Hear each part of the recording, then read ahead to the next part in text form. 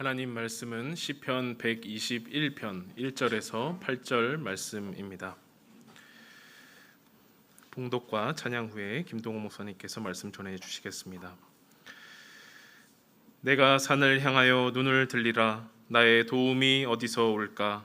나의 도움은 천지를 지으신 여호와에게서로다. 여호와께서 너를 실족하지 아니하게 하시며 너를 지키시는 이가 졸지 아니하시리로다. 이스라엘을 지키시는 이는 졸지도 아니하시고 주무시지도 아니하시리로다. 여호와는 너를 지키시는 이시라. 여호와께서 내 오른쪽에서 내 그늘이 되시나니 낮에 해가 너를 상하게 하지 아니하며 밤의 달도 너를 해치지 아니하리로다. 여호와께서 너를 지켜 모든 환난을 면하게 하시며 또 내 영혼을 지키시리로다. 여호와께서 너의 출입을 지금부터 영원까지 지키시리로다. 아멘.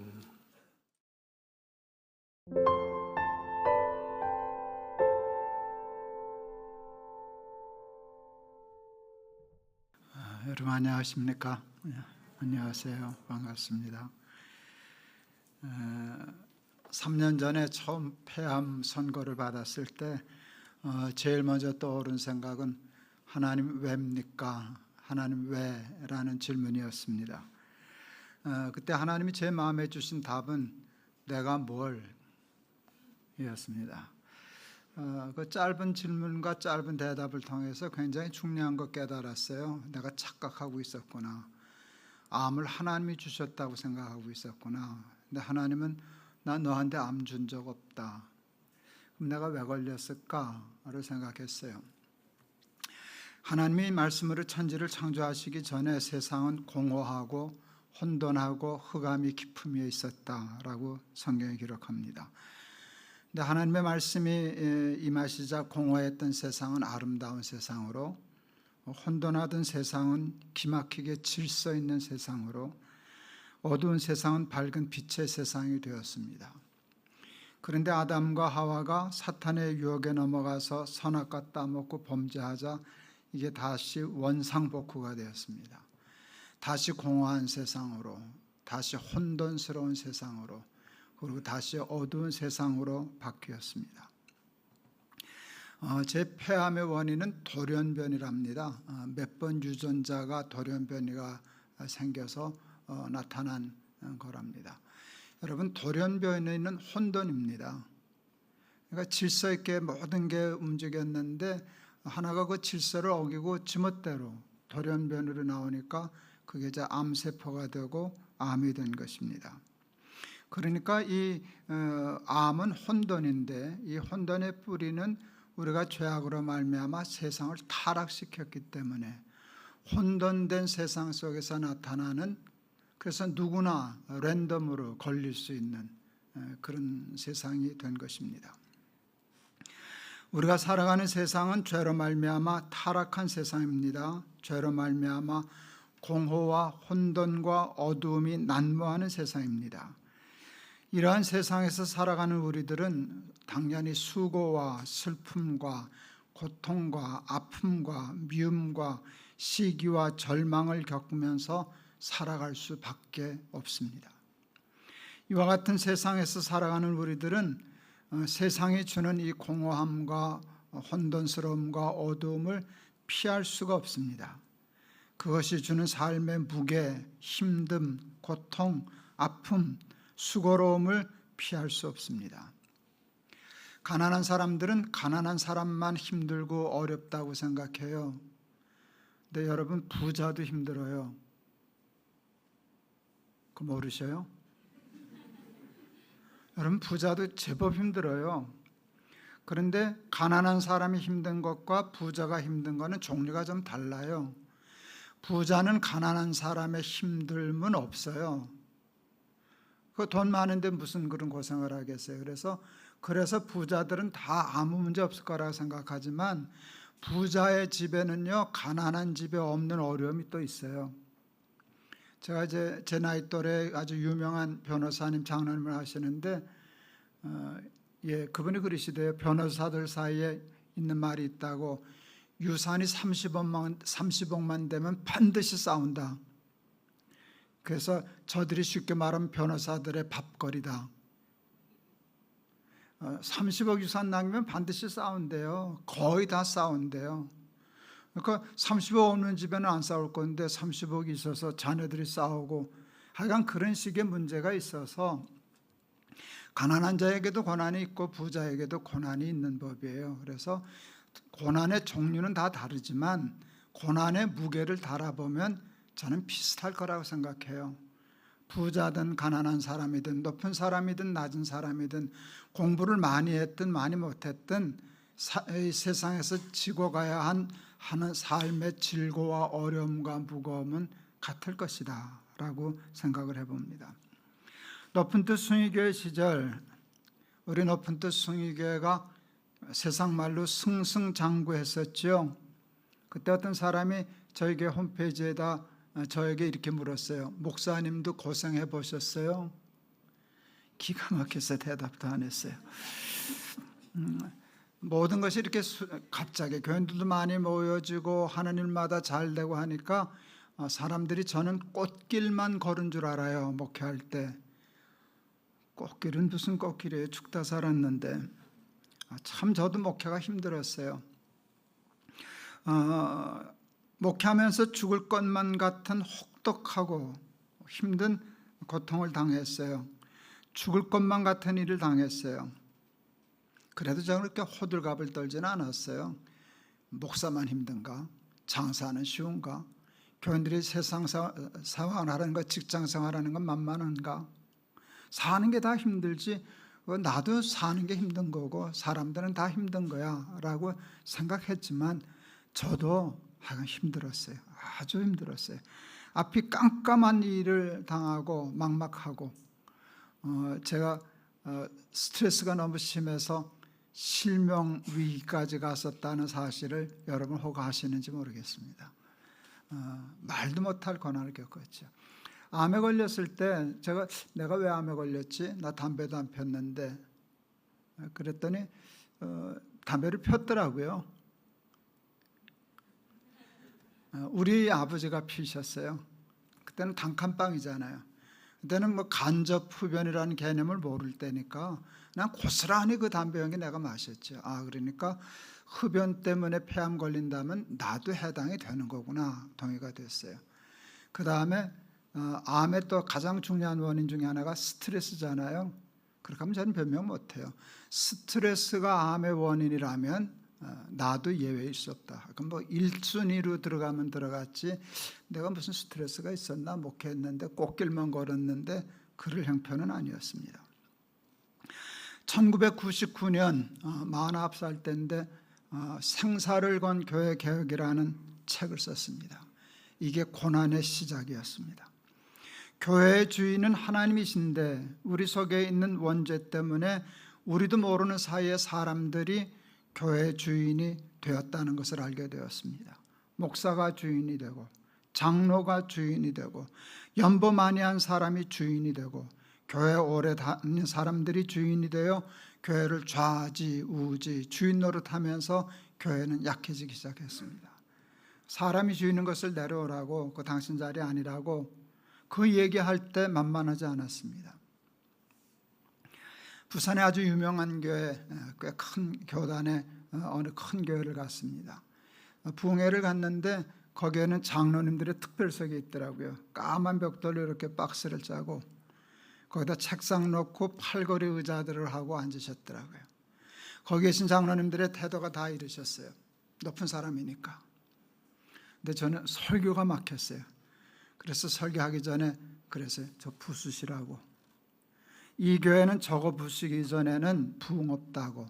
부흥에 백나라에 소용없다고. 당회할 때 장로하시면 되는 일이지 장로한다고 이렇게 예배 드릴 때, 하나님 앞에 예배 드릴 때 높은 자리에 앉으시냐고. 이건 굉장히 위험한 생각이라고.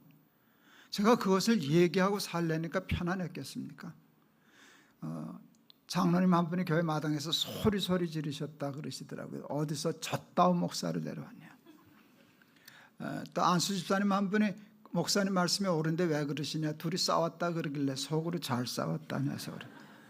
그러니까 소문이 났어요. 김 목사 부흥회 가면 교회 분란이 일어난다. 그 분란의 주동자가 되었으니 저는 편안하겠습니까?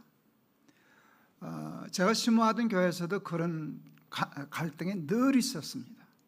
특별 대우를 받으려고 하고 뭐 그럴 때 그것을 아니라고 거부하면은 하여간 힘들었습니다. 교회에서만 힘든 게 아니라 노회에서도 힘들었습니다. 노회도 기득권이 있거든요.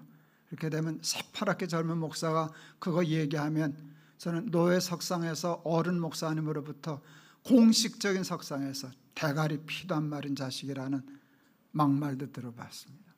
그러고 사는 목회 생활이 무슨 꽃길이겠습니까? 예. 그런데 그렇게 말도 못하게 힘들고 어려운 목회 생활을 내가 어떻게 이기고 잘 끝낼 수 있었을까 하면 저는 그걸 알아요. 새벽 기도 때문이었어요. 저는 새벽 기도회가 그 어려움을 이겨내고 승리하게 한 굉장히 중요한 통로였어요. 여러분 아시잖아요. 혹시 제가 아직도 주여 삼창 못한다는 거, 제가 할렐루야 소리도 잘 못한다는 거 혹 아셔요? 여러분 뭐 괜찮잖아요. 이제 은퇴했으니까 뭐 쫓겨날 일도 없고 저는 평생에 철야 기도에 한두 번 했을까? 밤에 자주 해. 철야를 밤낮 하냐? 난 철야 기도하면 할 게 없어요. 난 기도를 써서 해야 되는데 써서 한 거 하면 끝인데 어떻게? 그러니까 제가 얼마나 엉터리 목사예요. 철야 기도도 못하는, 통성 기도도 못하는. 전 새벽 기도에도 가서 기도하려면 써가지고 제 사무실에 내려가야 기도가 되지. 여기 있으면 옆에 사람들 방언하고 이러면 아우 시끄러워서 저 사람 뭐라 그러다 정신 다 팔려가지고 기도가 안 되는 엉터리 목사라고요. 그런 제가 새벽 기도했다며 살았다고요.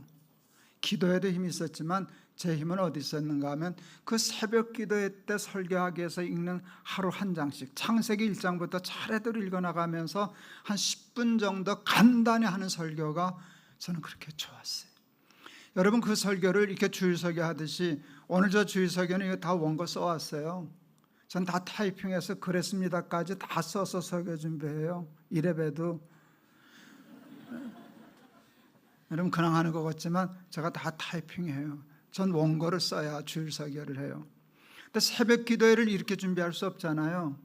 그렇게 어떻게 매일 그렇게 해요. 그러니까 그냥 보고 그냥 메모해서 하는 설교인데 처음에 보면 막막해요. 이거 레위기쯤 가면 골치 아파요. 이걸 갖고 어떻게 설교하라 그러시나 앞만 봐도 없어요. 그런데 교인들은 와 앉았지 건너뛸 수는 없지. 그러니까 들여다보는 거예요. 그러면 신기해요. 하나님이 보물찾기에 보물 숨겨놓듯이 살짝 눈에 띄게 숨겨놨어요. 그거 하나 뽑으면 그날 설교가 되는 거예요. 그런데 그 하나씩 뽑는 보물 같은 말씀이요 그렇게 신기할 수가 없었어요. 꼭 오늘 나에게 주시는 말씀인데 그 말씀 되면은요 그 설교하다가 이렇게 전율이 와요. 은혜가 돼요. 그 힘으로 살았어요. 그래서 그때 제가 말을 만들었어요. 날마다 기막힌 새벽. 어떻게 하루도 안 빠지고 날마다 이렇게 기가 막히냐. 이 성경 본문을 내가 택했냐. 그냥 순서대로 가는 건데 레위기 만났을 때 앞이 깜깜하더라. 뭐 깜깜한 성경이 한두 구절이냐. 그런데 어떻게 그 속에서 매일매일 하나님이 내게 필요한 일용할 양식을 주시고 그것으로 배부르게 하시고 그것으로 승리하게 하시는가. 이게 참 신기했어요. 그래서 날마다 기막힌 새벽이란 말은 제 신앙의 고백이고 간증이었어요.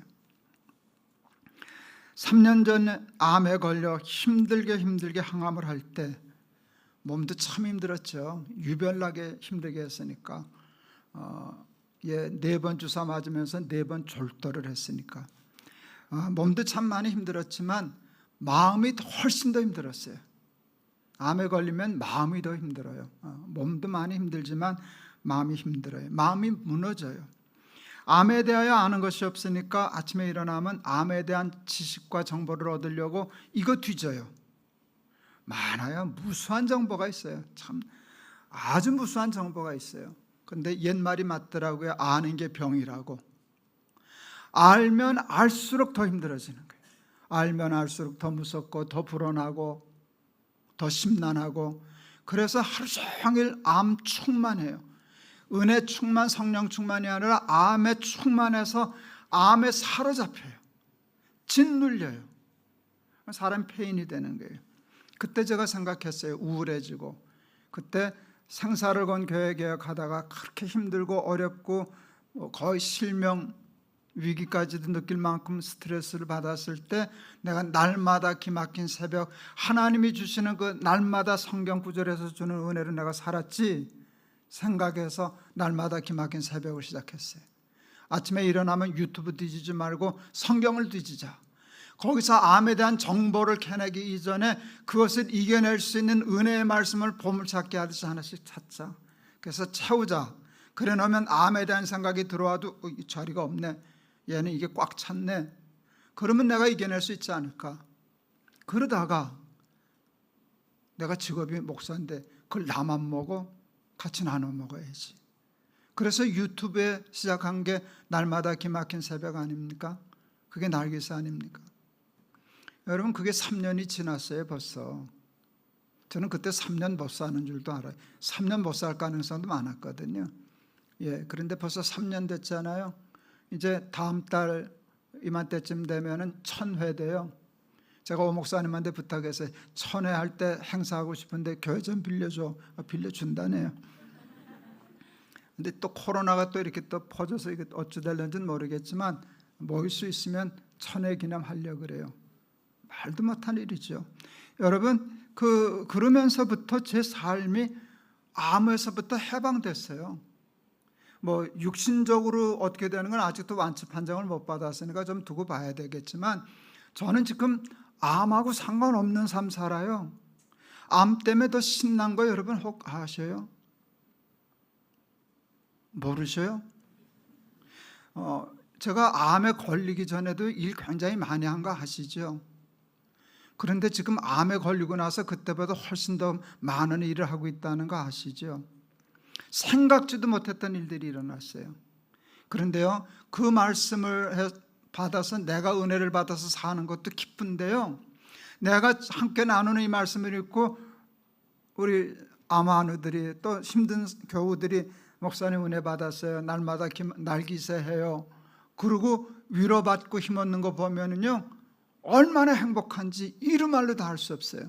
그래서 제가 요즘 말 같지 않은 엉뚱한 소리 하고 다닌다니까요. 암도 은사인가 그러지. 암이 은사인가 싶을 만큼 암을 뛰어넘었어요. 사로잡혀서 몸도 무너지고 마음도 무너질 수 있었는데 하나님 말씀 하나 붙잡고 거기 소름 끼치는 은혜를 붙잡고 사니까 은혜가 고난을 이기더라고요. 고난이 만만한 것은 아닌데 하나님이 주시는 은혜는 그 고난보다 강하더라고요. 그러니까 고난 때문에 무너지는 게 아니라 은혜가 없어서 무너지는 것이. 고난은 내 마음대로 못하잖아요. 세상에 고난 투성인데 그럼 뭐 내가 달래서 달랬나? 그러나 은혜 받는 거는 내 할 나름이잖아요. 내가 할 수 있는 것으로 은혜를 받으면 여러분 고난을 뛰어넘고 어떤 환경과 처지에서도 항상 기뻐하고 범사에 감사하고 하나님 나라를 살고 암도 은상과 이런 말도 안 되는 말이 되죠. 왜 말이 안 되겠어요? 실제로 그런데 그런 세상 사람들은 알 수도 없고 이해도 할 수 없는 그런 구원의 삶을 살게 하시는 것이 하나님의 능력인 줄을 믿습니다. 암투병하고 또 교회 개혁하고 그렇게 어려울 때 저를 살려한 하나님의 말씀이에요. 늘 설교하느라고 설교 준비했던 것들이 다 잊어버렸지만 무의식 속에 이렇게 다 있어서요, 정말 힘들어서 탁 터지면은요 하나님의 은혜죠. 그냥 뜬금없이 하나님의 말씀 하나가 튀어나와요. 하루 종일 그걸 묵상해요. 그 은혜 받고 힘 얻었던 성경 구절들 그냥 생각나는 대로 몇 개 적어왔어요. 내가 산을 향하여 눈을 들리라. 나의 도움이 어디서 올꼬? 나의 도움이 천지를 지으신 여호와에게서로다. 항암 중에 힘들게 가장 힘들었을 때 겨우겨우 이렇게 산책하면서 늘 이 말씀 읽으면서 내가 산을 향하여 눈을 들리라. 암은요 항암에서 무너질 때는요 이렇게 산이 가로막은 거예요. 그냥 동산이 아니에요. 태산이 가로막은 거예요. 도저히 넘어갈 수 없는, 나는 이제 바닥에 있고 넘어갈 수 없고 또 사람의 힘으로 도움을 받을 수 없는, 그게 돈으로 해결될 것도 아니고 아내가 걱정한다고 되는 것도 아니고 아무리 나를 사랑하는 사람이 도와주려고 해도 도움이 될 수 없는 그런 절박한 산인데, 그러니까 산을 향하여 눈을 깔죠. 이제 죽었구나 싶은데 이 시편 기자는 눈을 들리라. 나의 도움이 어디서 올꼬? 나의 도움이 사방은 다 막혔어요. 이 길도 막히고 이 길도 막히고 사방으로 막혔어요. 우겨싸움을 당하는 것 같아요. 그런데 이분은 우유를 봤어요. 제가 늘 배운 게 있어요. 사방은 막혀도 하늘은 안 막혀요. 근데 사람들은 하늘을 안 쳐다봐요. 하늘을 안 쳐다보니까 사방이 막힌 거예요. 사방이 막혔지만 위는 뚫렸다고요. 위가 뚫렸다고요. 이 시편의 기자는 산을 향하여 눈을 들리라. 나의 도움이 어디서 올꼬? 나의 도움이 천지를 지으신 여호와에게서로다. 우리에게야 태산이 넘을 수 없는 산이지만 천지를 창조하신 하나님에게 이 태산은 동산만도 아니죠. 한낱 매일 뿐이죠. 매는 무슨 매, 티끌같죠. 그 하나님이 나를 도우시면 능히 넘어갈 수 있다는 믿음이 이 시편 기자의 고백인데, 그것이 믿어지고 아멘 하는 순간 그 능력은 내 능력이 되는 거예요. 여호와는 나의 목자시니 내게 부족함이 없으리로다. 여러분, 이 평범한 말씀이 그럴 때는 힘이 되는 거예요. 부족함이 없다니요. 저는 항암하면서 석조 간격을 했는데 2주일은 거의 물도 입에 못 댔어요. 넣으면 토하니까. 뭐 먹으면 토하는 것은 모르겠는데 아내가 밥하면 토했어요. 밥 먹으라고. 하루 종일 뭐를 좀 먹을 수 있을까를 고민해요. 그러면 요거는 혹 먹을 수 있지 않을까 하면 아내한테 부탁해요. 만들어줘요. 갖다 주면 못 먹어요. 못 먹어요. 그때 하나님 앞에 제가 짜증이 나서 그랬어요. 주기도문에 있잖아요. 일용할 양식을 주옵시고. 일용할 양식 많아요. 안 줘도 돼요. 하나님 좀 먹게 좀 해주세요. 일용할 양식을 먹게 좀 해주세요. 먹지 못하는 것보다 더 고통스러운 것은 잠을 잘 수가 없어요. 힘이 없어서 못 자는 거예요. 잠도 힘이 있어야 잔다는 걸 사람들은 잘 몰라요. 잘 힘이 없으니까 잘 수가 없어요. 수면제를 먹어도 잠이 잘 안 돼요. 먹지 못하는 고통보다 자지 못하는 고통이 참 고통스러워요. 수면제를 먹고 잤는데 1시간 만에 깼어요. 새벽 1시.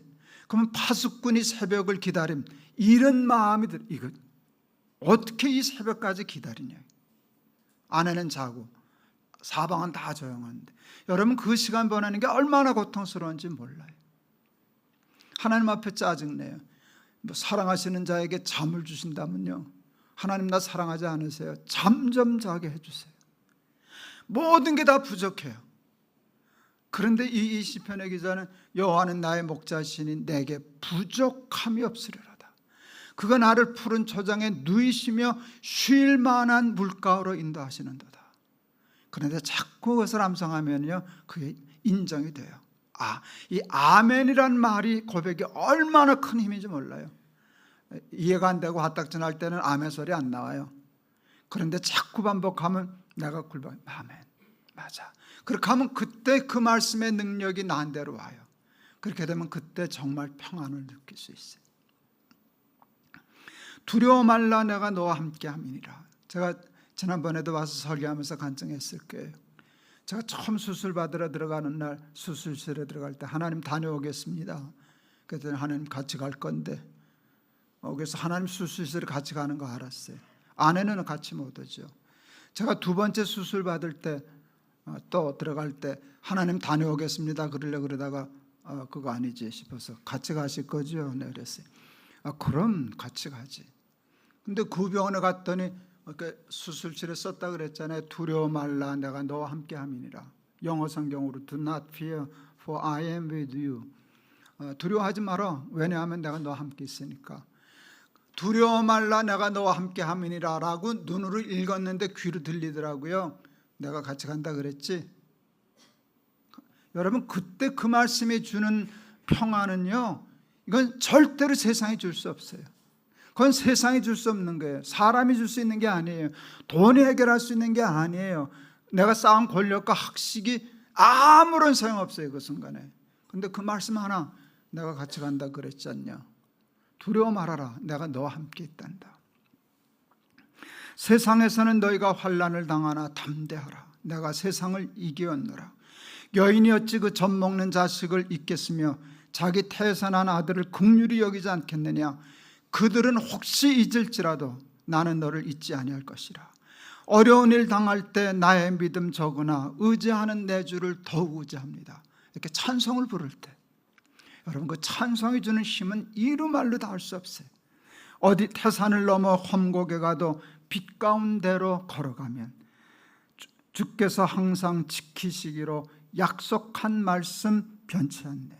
하늘의 영광, 하늘의 영광, 나의 마음속에 차고도 넘쳐 할렐루야를 힘차게 불러 영원히 주를 찬양하리. 어디든지 예수 나를 이끌면 어디든지 예수 함께 가려네. 예수 함께 아니 가면 낙없고 예수님과 동행하면 겁없네. 어디를 가든지 겁낼 것 없네. 어디든지 예수 함께 가려네.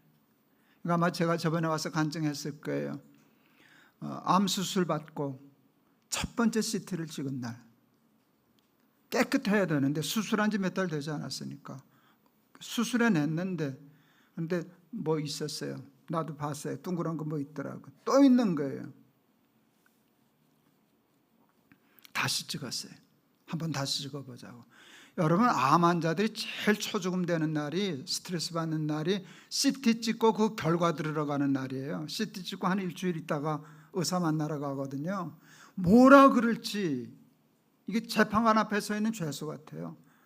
그날 제가 이 찬송 불렀거든요.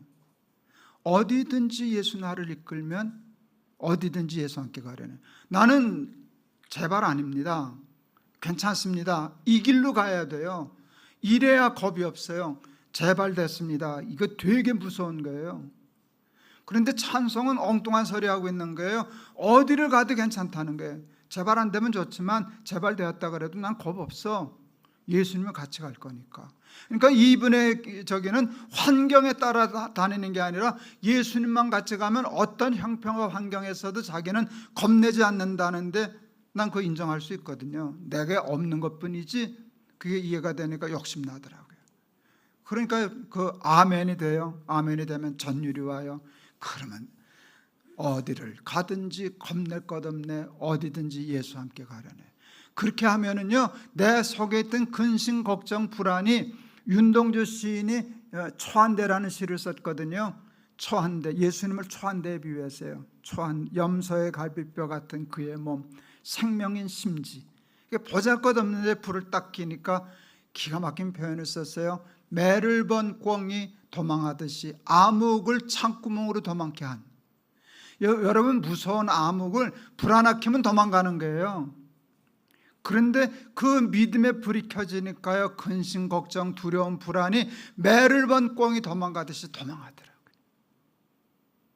그거 경험하잖아요.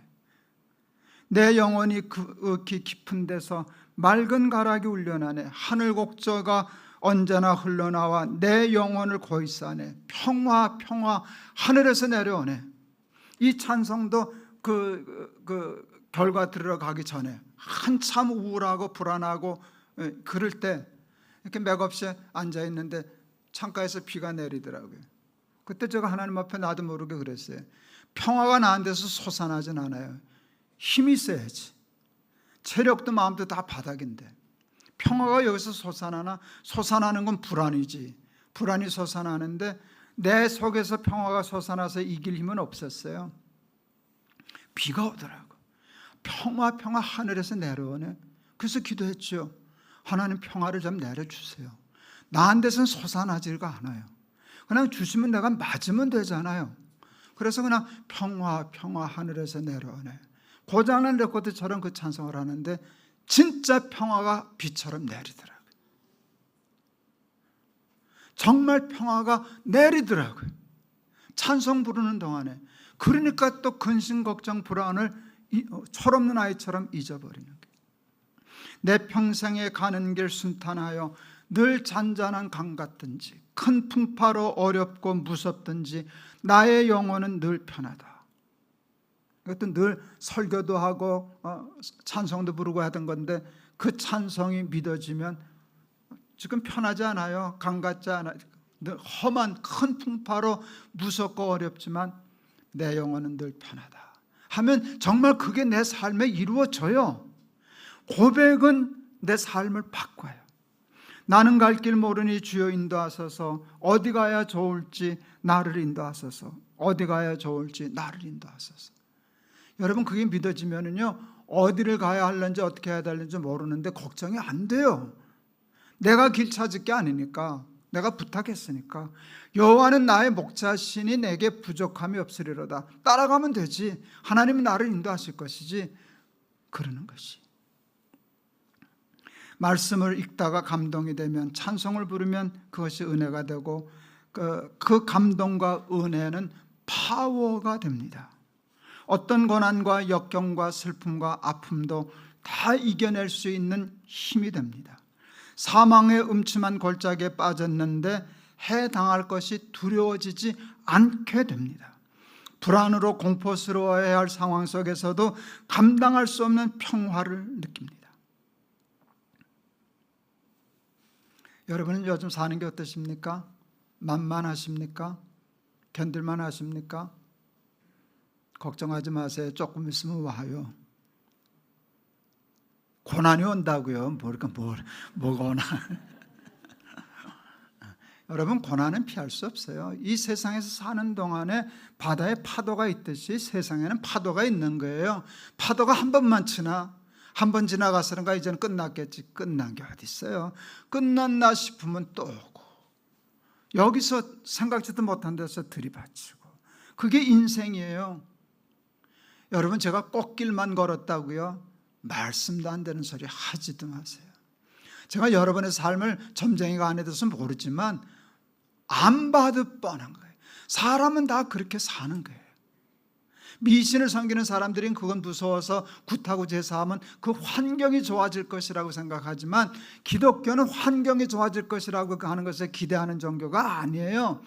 기독교는 믿음으로 환경을 뛰어넘어서 어디를 가든지 어떠한 형편과 처지에서든지 자족하고 만족하고 평안을 누릴 수 있는 능력을 갖는 종교예요. 높은 산이 거친 들이 초막이나 궁궐이나 내 주 예수 모신 것이 그 어디나 하늘나라. 산을 만났을 때는 하늘을 보세요. 나의 도움이 어디서 올꼬? 나의 도움이 천지를 지으신 여호와께서로다. 우리가 누구를 믿어요? 하나님을 믿잖아요. 하나님은 누구세요? 천지를 창조하신 전능하신 분이세요. 그 하나님 누구세요? 우리 살리시겠다고 당신의 독생자 예수 그리스도를 십자가에 못 박기까지 사랑하시는 분이시잖아요. 제가 그 교회 개간다고 다 죽게 되었을 때 십자가 보고 살았다는 간증은 수도 없이 했을 거예요. 십자가가 나한테 말을 걸었어요. 바람벽에 있던 우리 집 조그만 나무 십자가가, 난 너 죽는 걸 못 본다. 너 죽고 내가 어떻게 사냐? 내가 죽고 네가 살아야지. 난 너 살리려고 하면 무슨 짓도 할 수 있어. 그게 십자가였어요. 제가 다 죽었다가 그거 깨닫고 벌떡 일어났어요. 내가 이까지 것 때문에 죽고 망할 사람이라면 우리 예수님 나 위하여 십자가 지시지도 않으셨다. 여러분 십자가는 상징이 아니에요. 장식이 아니에요. 그것이 나에게 믿음으로 돌아오면은요, 다 죽었던 사람을 벌떡 일으키게 하고 살릴 수 있는 삶의 능력이에요. 세상 어디도 줄 수 없는 하나님의 능력이에요. 며칠 전에 제가 페이스북에 글 하나를 올렸어요. 그 글 하나 읽어드리고 제가 말씀을 마치려고 합니다. 제목을 이렇게 잡았어요. 그리고 믿고 잔다. 그게 제목이에요. 반드시 꼭 가야 할 곳이 있는데 길을 모른다. 어디로 가야 하는지 도무지 알 수가 없다. 알 수가 없으니 갈 수도 없다. 꼭 풀어야 할 문제가 있는데 식을 모른다. 어떻게 풀어야 하는지가 막막하다. 풀 수가 없다. 어디 그런 일이 하나 둘인가. 평생 그래왔고 지금도 역시 난 모르는 길과 모르는 식 때문에 당황하고 있다. 하나님께 기도한다. 제 목자가 되어 주십시오. 제 스승이 되어 주십시오. 길을 가르쳐 주시고 식을 가르쳐 주십시오. 그리고 그 길로 가게 하시고 그 식으로 풀게 해 주시옵소서. 초등학교 어린아이 때부터 불렀던 찬송이 늘 나의 기도가 된다. 나는 갈 길 모르니 주여 인도하소서. 아무것도 모르니 주여 가르치소서. 아이같이 어리니 주여 도와주소서. 마음심이 슬프니 주여 위로하소서. 오늘 새벽에도 하나님께 매달려 기도한다. 그리고 믿고 잔다. 믿으면 잘 수 있어요. 길을 모르는데도 자요. 식을 모르는데도 자요. 왜요? 내가 풀 게 아니니까. 내가 갈 게 아니니까. 내가 가야 한다면 어떻게 잠을 자요? 길 찾아야지. 어떻게 잠을 잘 수가 있어요? 식을 찾아야지. 그런데 하나님을 믿고 그냥 잔다. 요즘도 힘든 일이 있어요. 저도. 그 힘든 일 생각하면 제가 이렇게 와서 태평으로 이룰 수 없어요. 잠 못 자요. 저 어젯밤 잠 잘 잤어요. 나 신기하게 생각해요. 이러고 자는구나. 그래서 썼어요. 그리고 믿고 잔다. 하나님을 믿는 건 장식이 아니에요. 여러분 산이 여러분 태산이 막혔을 때 밤낮 동서남북 그건 다 막혔어요. 그렇다고 절망할 거 없어요. 나의 도움이 어디서 올꼬? 나의 도움이 천지를 지으신 여호와에게서로다. 믿고 모든 고난을 이겨 승리하는 우리 덕서교회 교인들 다 되시기를 축원합니다. 기도하겠습니다. 내가 산을 향하여 눈을 들리라. 나의 도움이 어디서 올꼬? 나의 도움이 천지를 지으신 여호와에게서로다. 이 믿음이 우리의 믿음 되게 하시고 이 믿음으로 태산을 넘어가는 경험, 간증하면서 살게 하여 주옵소서. 예수 그리스도 이름을 받들어 기도하옵나이다. 아멘.